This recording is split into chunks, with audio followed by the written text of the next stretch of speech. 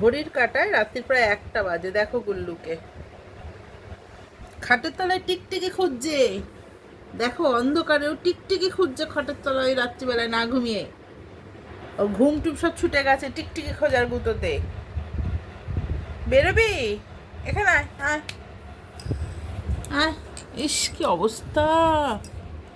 হ্যাঁ, টিকটিকি খুঁজছিস তুই এই রাত্রিবেলায়? মুখটাকে দেখো, কিচ্ছু বোঝে না গো বেচারা। টিকটিকি গুলোকে কিছুতেই থাকতে দেবে না ঘরে,